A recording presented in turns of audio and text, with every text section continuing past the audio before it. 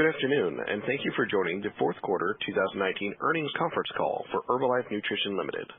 On the call today is Michael Johnson, the company's Chairman and CEO, Dr. John Agwunobi, the company's Co-President and Chief Health and Nutrition Officer, John DeSimone, the company's Co-President and Chief Strategic Officer, Alex Amezquita, the company's Senior Vice President of Finance, Strategy, and Investor Relations, and Eric Monroe, the company's Director, Investor Relations. I would now like to turn the call over to Eric Monroe to read the company's safe harbor language. Before we begin, as a reminder, during this conference call, we may make forward-looking statements within the meaning of the federal securities laws. These statements involve assumptions and are subject to known and unknown risks and uncertainties that could cause actual results to differ materially from those discussed or anticipated.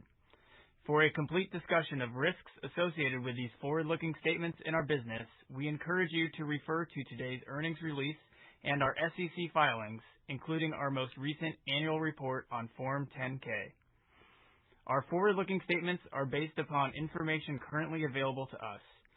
We do not undertake any obligation to update or release any revisions to any forward-looking statement or to report any future events or circumstances or to reflect the occurrence of unanticipated events. In addition, during this call, certain financial performance measures may be discussed that differ from comparable measures contained in our financial statements prepared in accordance with U.S. generally accepted accounting principles, referred to by the Securities and Exchange Commission as non-GAAP financial measures. We believe that these non-GAAP financial measures assist management and investors in evaluating our performance and preparing period-to-period results of operations in a more meaningful and consistent manner, as discussed in greater detail in the supplemental schedules to our earnings release. A reconciliation of these non-GAAP measures to the most comparable GAAP financial measures is included in our earnings press release submitted to the SEC. These reconciliations, together with additional supplemental information, are also available at the Investor Relations section of our website, Herbalife.com. Additionally, when management makes reference to volumes during this conference call, they are referring to volume points. I will now turn the call over to our Chairman and CEO, Michael Johnson. Good afternoon, everyone, and thank you for joining us for our fourth quarter 2019 conference call. Before I start today, I really want to express our heartfelt compassion to the citizens of China for the difficult time they're going through. John Agwunobi, John DeSimone, and Alex Amezquita will talk about the business impact, but the impact on our employees, distributors, and their families is the utmost concern, and we wish them all the best. On to the year. 2019 was a record year for Herbalife Nutrition. The incredible momentum we built resulted in an all-time high in terms of volume points. And for the fourth quarter, 9 of our top 10 countries delivered year-over-year net sales growth. In a moment, John, and Alex will take you through the results for the full year and fourth quarter, as well as provide an update on our China business. As I wrap up my tenure as CEO at our honors event in March and retire as chairman and board member at our annual general meeting in April, I just want to state what an honor it has been to work alongside our distributor leaders, our talented corporate management team, and our wonderful employees. To serve our distributors and their customers, driving growth of Herbalife Nutrition over the last 17 years. It is truly remarkable how far we have come since we began this journey together in 2003. Our growth continues to confirm the demand for our products and the value of our distributors. Since 2003, our volume points have increased from 1.5 billion to over 6 billion in 2019. And that demand has grown around the world as we are now operating in more than 90 countries, up from 58 in 2003. We have the best business opportunity anywhere, and our distributors are succeeding like never before. The number of distributors in our prestigious president's team has almost quadrupled from approximately 650 to over 2,500.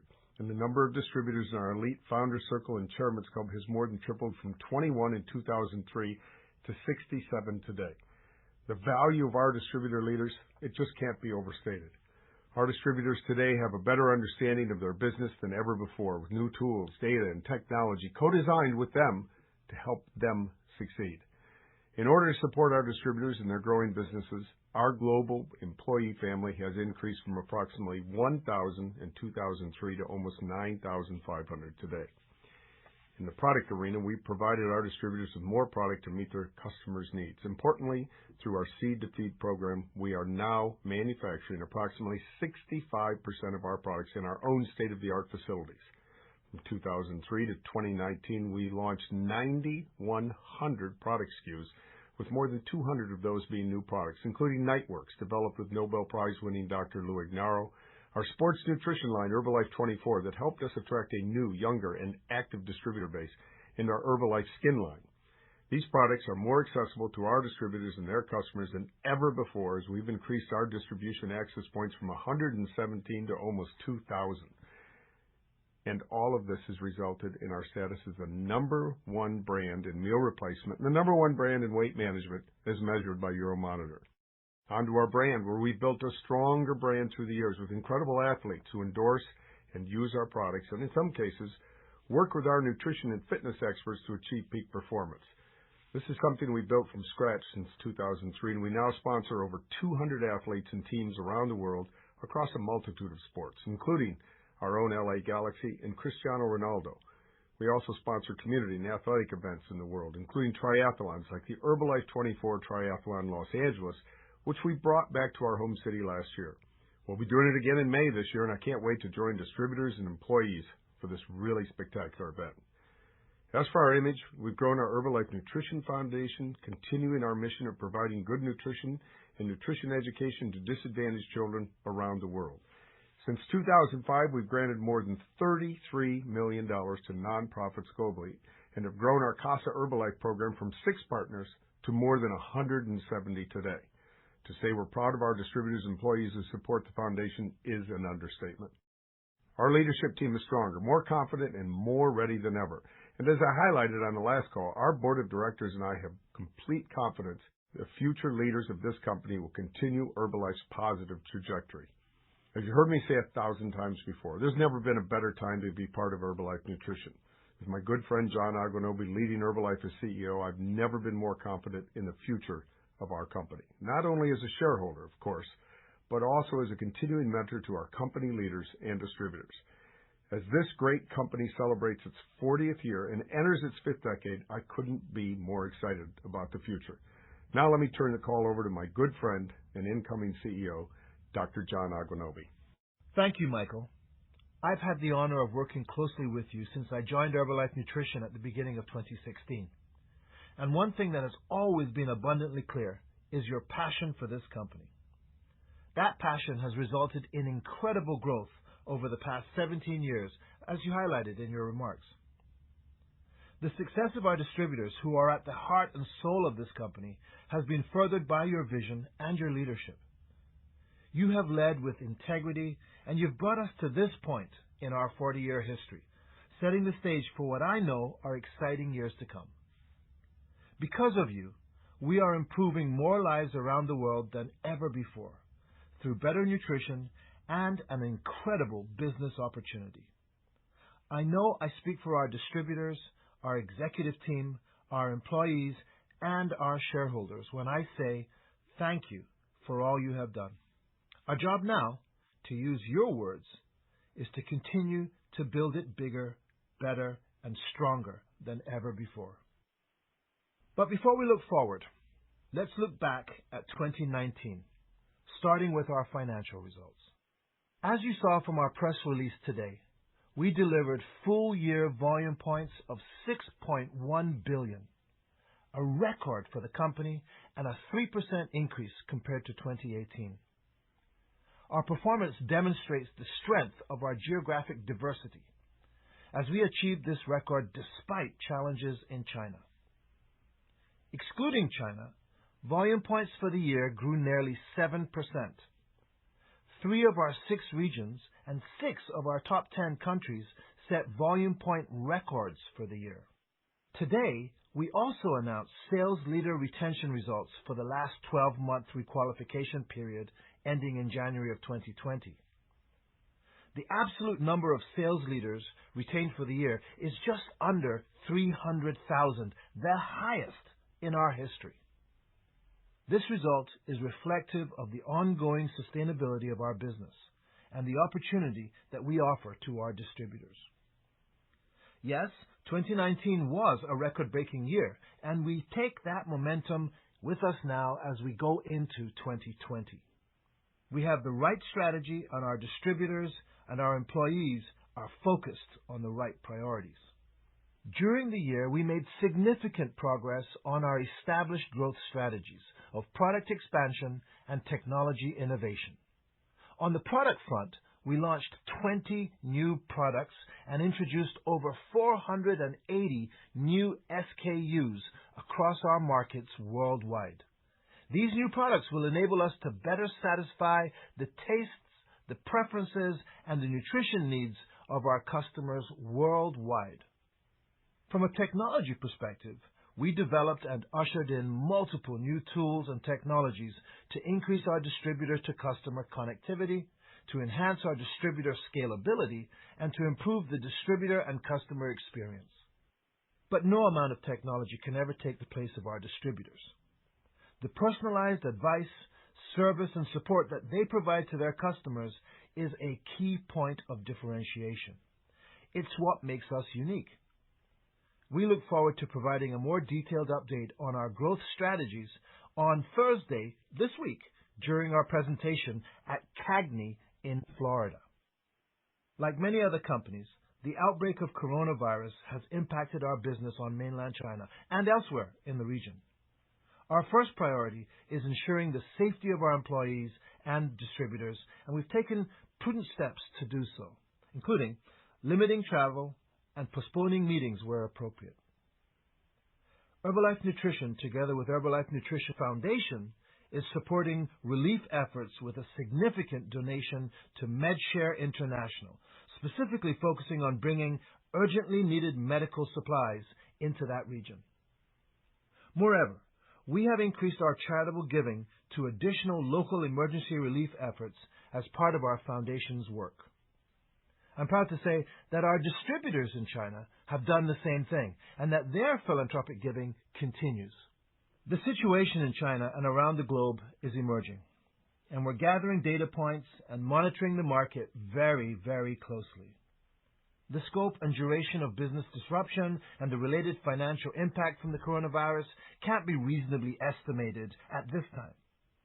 But it could materially impact our consolidated results for the first quarter and for the full year 2020. As such, we will update our guidance for the full year 2020 when we can reasonably estimate the impact on our near-term business results. We remain optimistic, and we're committed to the long-term opportunity in China. As I prepare to step into my new role as CEO, I'm incredibly excited about the opportunities ahead for Herbalife Nutrition.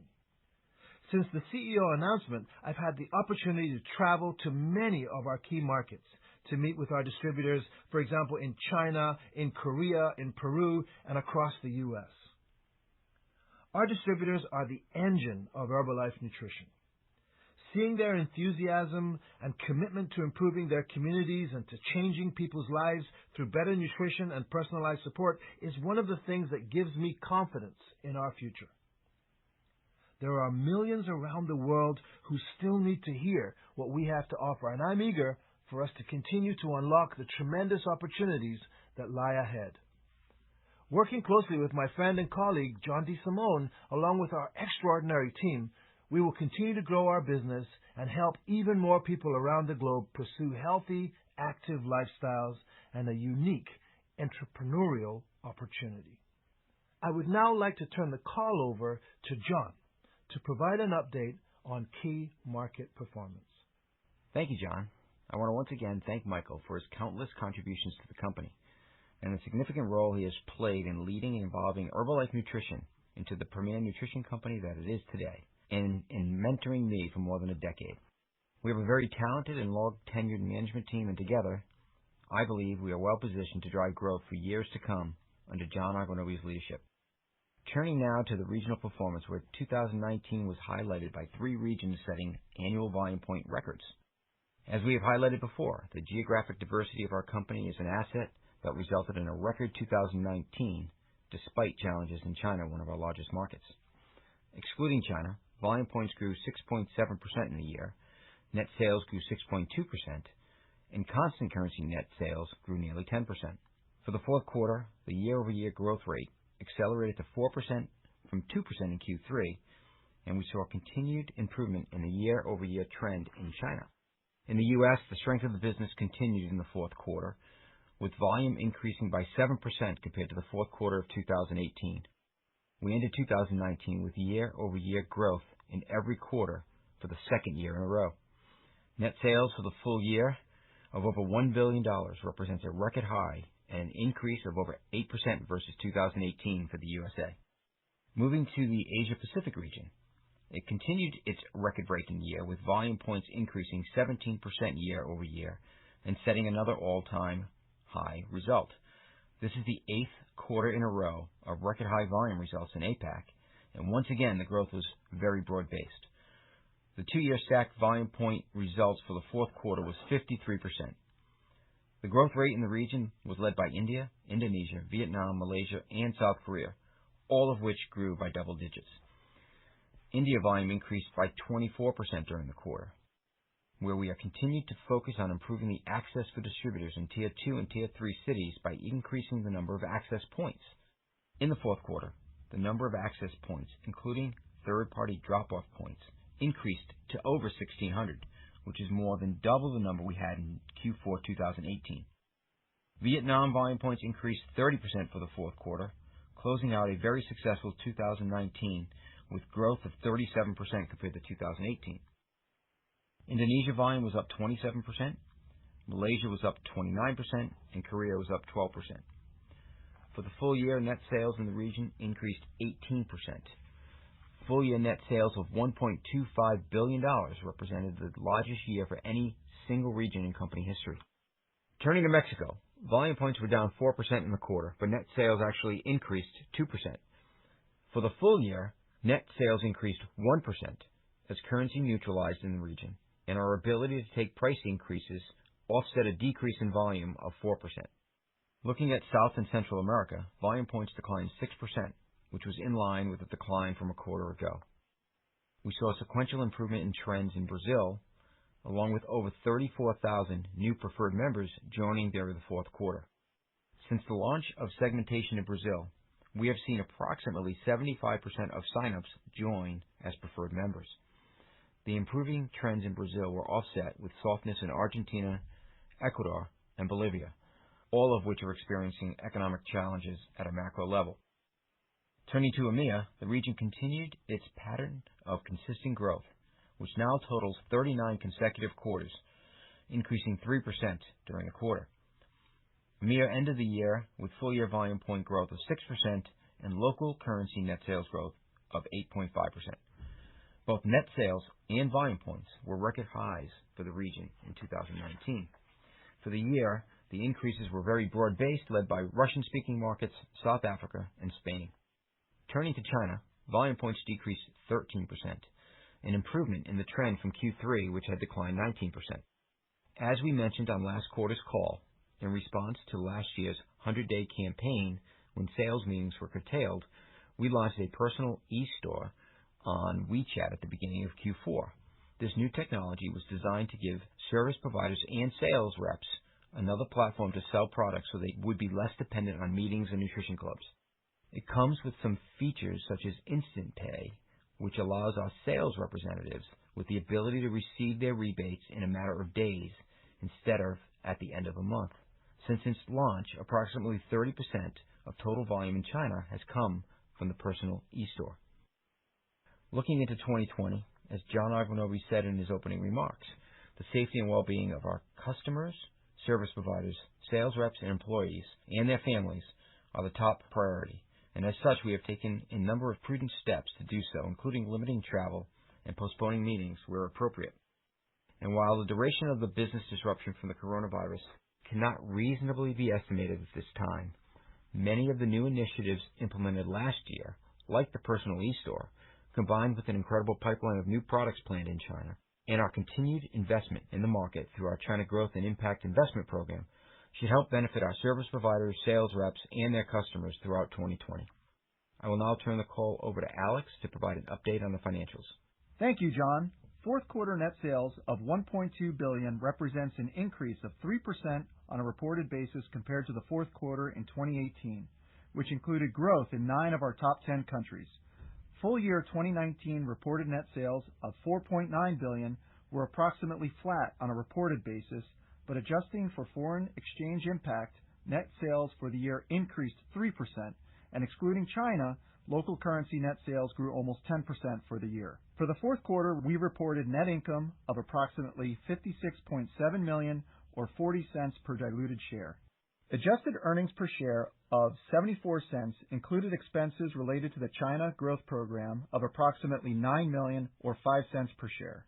This was above the high end of our guidance range of 68 cents. The impact of currency fluctuations represented a year-over-year headwind of approximately 4 cents.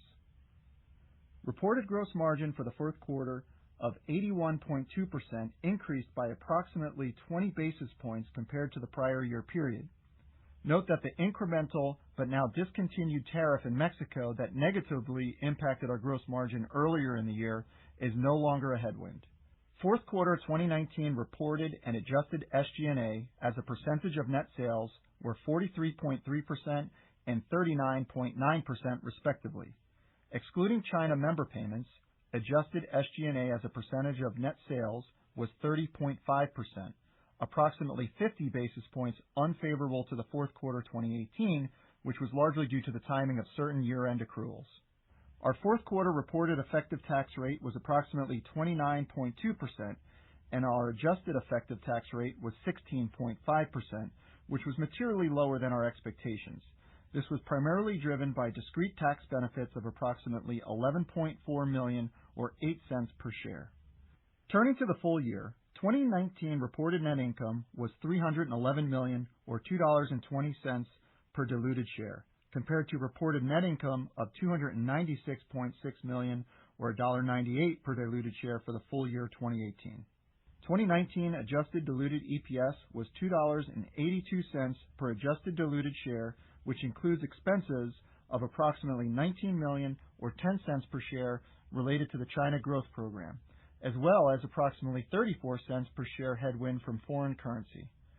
On a constant currency basis, adjusted earnings per share grew approximately 10% compared to 2018. Our full year adjusted tax rate of 25.3% benefited by $5.8 million or 4 cents per share due to excess tax benefits from the exercise of equity grants. As you just heard from John, we cannot reasonably estimate the impact of the coronavirus on our 2020 consolidated financials at this time. Had it not been for coronavirus, we would have largely reaffirmed our prior guidance for the full year 2020. However, given the material impact that the coronavirus could have on our consolidated financials, we will update our 2020 guidance once we have a better understanding and can reasonably estimate the impact. Related to the balance sheet, during the fourth quarter we announced an amendment to our existing $743 million Term Loan B credit facility that reduces the interest rate by 50 basis points. Excluding the costs of the transaction and future principal payments, the lower interest rate will save the company approximately $20 million in interest costs through maturity. Continuing to improve our capital structure remains a key focus as part of our overall strategy to deliver value to our shareholders. We currently have $839 million of cash on hand and $1.5 billion in our share repurchase authorization. This concludes our prepared remarks. Operator, please open up the line for questions. At this time, if you'd like to ask an audio question, you may do so by pressing star followed by the number 1 on your telephone keypad. Again, that's star 1. Our first question is the line of Doug Lane from Lane Research. Doug? Yeah, hi, good afternoon, everybody.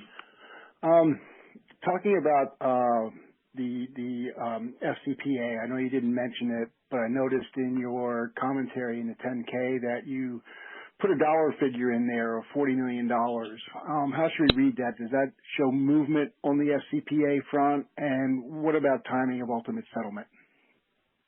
Hey, Doug, thanks for the question. So the accrual that you see in the FCPA disclosure doesn't indicate a timeline. It doesn't indicate where we might ultimately land. It is simply an artifact of the discussions that have continued to progress.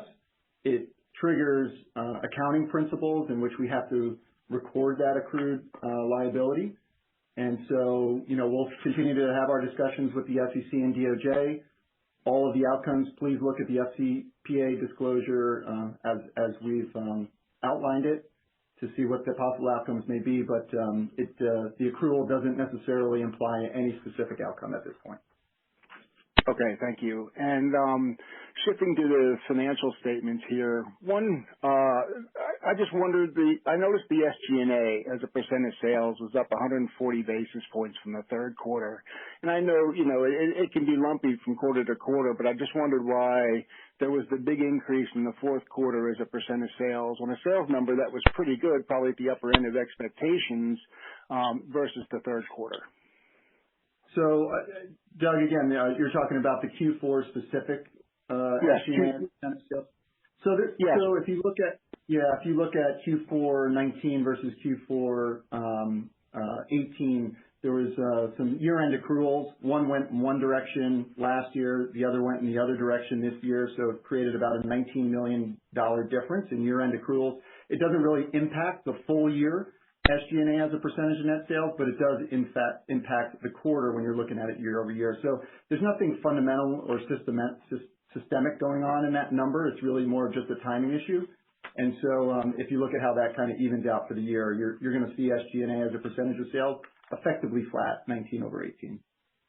Okay, that's helpful. And just one last thing, with the big move in the tax rate, and you saying that you largely would have reaffirmed your outlook for 2020, does that include the tax rate outlook for 2020 so that fourth quarter was really a one-off and really didn't change your structural tax situation looking into 2020? Yeah, that's correct. It doesn't really affect our structural tax rate. What you saw in Q4 was a number of one-time items. Some of them happened to be very large and hit in Q4. But as you know, we typically every year have a basket of one-time items. It just happened to be particularly large this year, and it had to be particularly large in Q4. That's what really impacted the rate. For going forward, and again, as you noted, had we reaffirmed guidance, our tax rate for 2020 would have largely remained unchanged. Okay. Thank you. Yep. And our next question is line of Steph Wissink from Jefferies. Steph? Hi, good afternoon, everyone. I just had a follow-up question on Doug's question regarding the FCPA. Can you just remind us what the accounting process is or the rules related to the accrual? Is it some sort of reasonable likelihood or ability to estimate? Like what trips or triggers the ability to include that level of disclosure in your filing? Hi, Steph. Thanks for the question. Yeah, unfortunately, when you go through the accounting steps to arrive at the accrual, it's really based on the facts and circumstances of the discussion and of the case. So I can't, I can't really disclose what what conversations are actually taking place that cause those accounting rules to trip. So unfortunately, really what we have in the disclosure is all we can really say. And, we're just following U.S. GAAP principles here.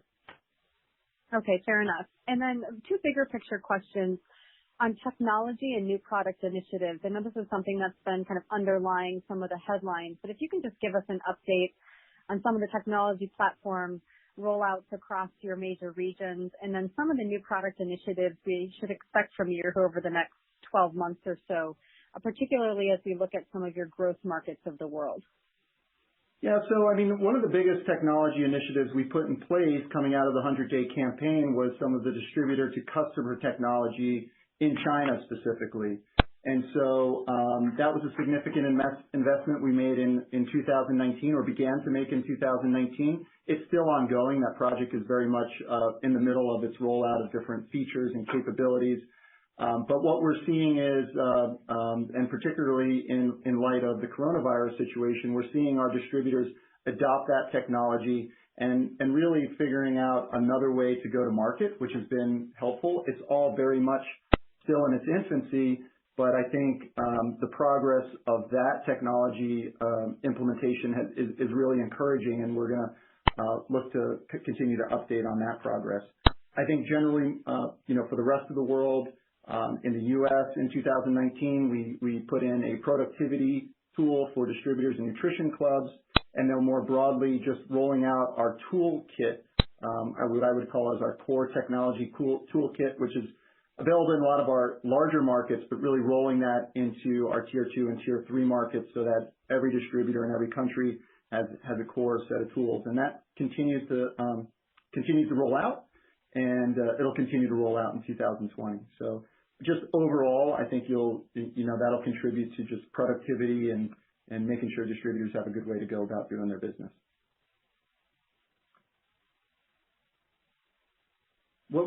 And then you mentioned something on the product standpoint? Yeah, just expectations or messaging you want us to hear regarding product innovation and product initiatives above and beyond your core assortment. Right. So the product initiatives, again, we're really focused on choice.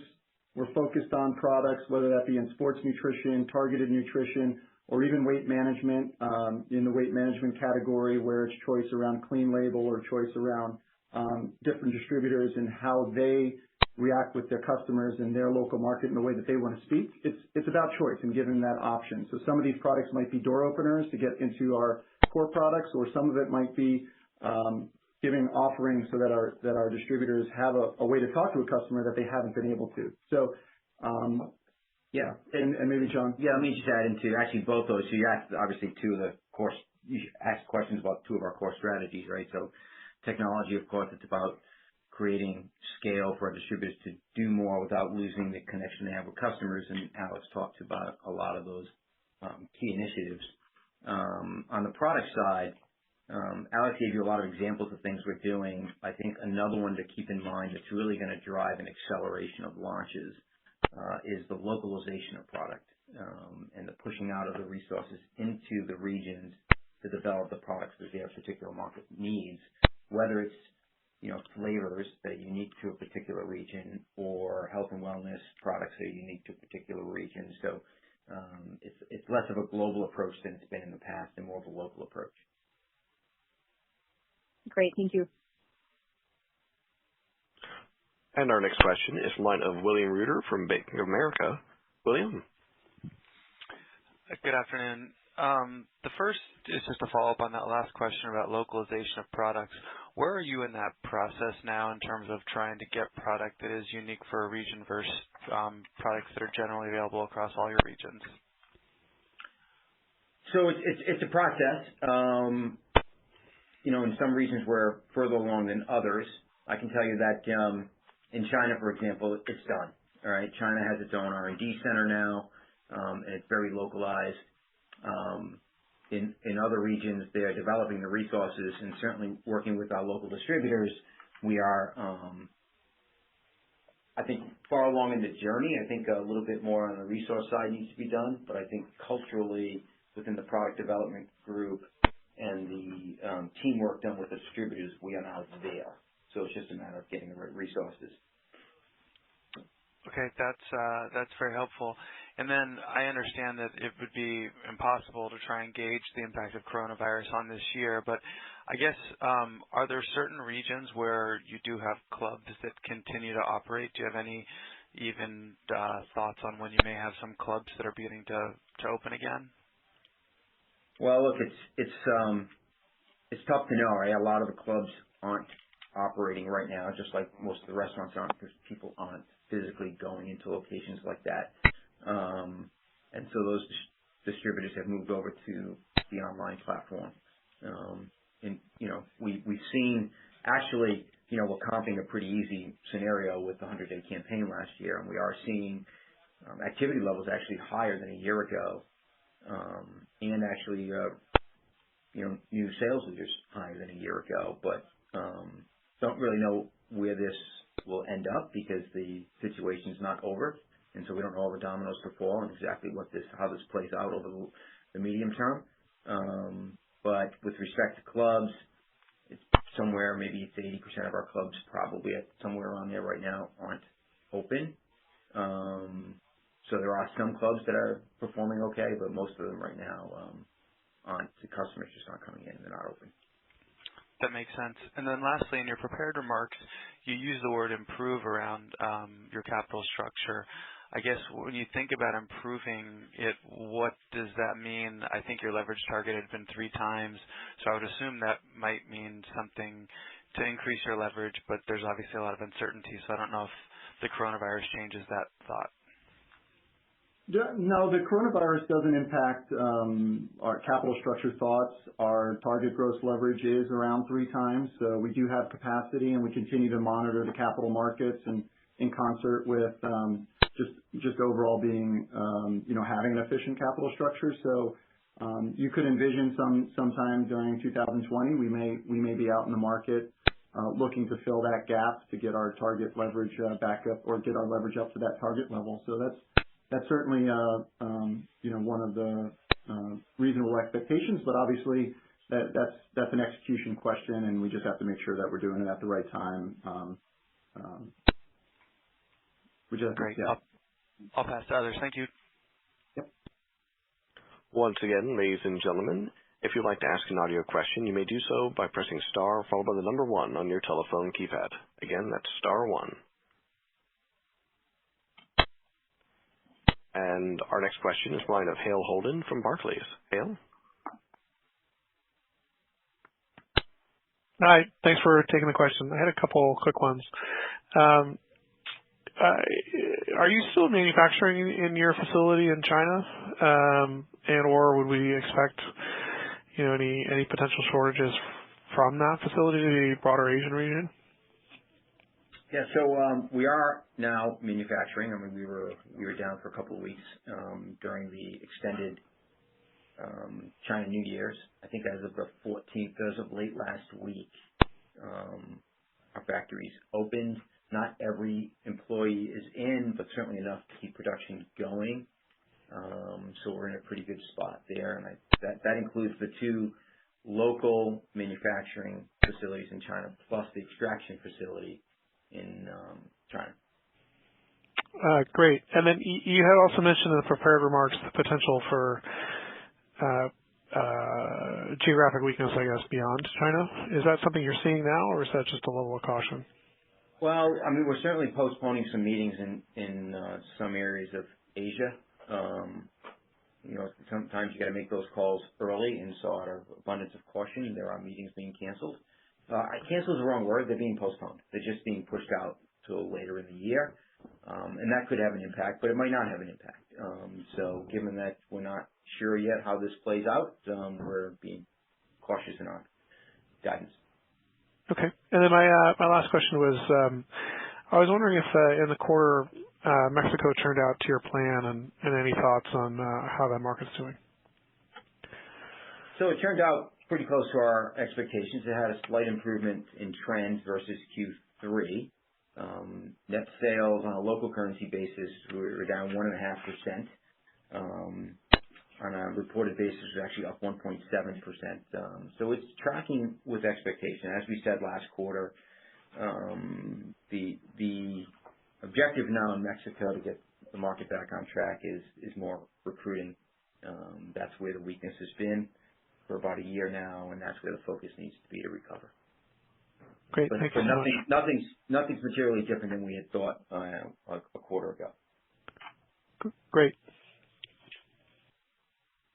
And at this time, I'm showing that we have no other questions, so I'd like to turn the call back over to Michael Johnson for any closing remarks.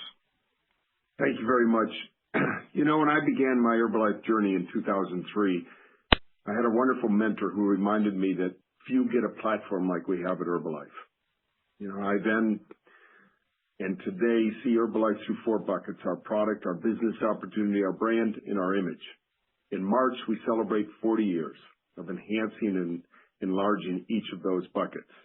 And this February, we celebrate our founder, Mark Hughes. Mark had a very simple yet incredible vision: change the nutritional habits of the world and give people an opportunity to earn what they're worth. That vision has grown into a multi-billion international company that is fueled by the passions of distributors and employees who are proud to be Team Herbalife. Let me close by expressing my gratitude. following Mark Hughes in leading this company for the last 17 years has been a ride of a lifetime. And the success we've achieved together has been really nothing short of exhilarating. I want to thank our distributor leaders, our distributors, and our employees, all of whom I adore, for the support and encouragement you provided me along the way. And to our board of directors and long-term shareholders, thank you for your faith and trust, for hanging in there in the good times and in the tough times. During the past 17 years, we've generated substantial cash flow and returned approximately $5.1 billion of capital to our shareholders. And we continue to keep you in mind every day as we continue to grow our business together. I now take my place alongside shareholders like you on this call as an enthusiastic long-term investor, knowing that the best of Herbalife is ahead and we are just getting started. So thanks for all your support through all the years. Ladies and gentlemen, thank you for joining us for Herbalife's fourth quarter 2019 earnings conference call. You may now disconnect.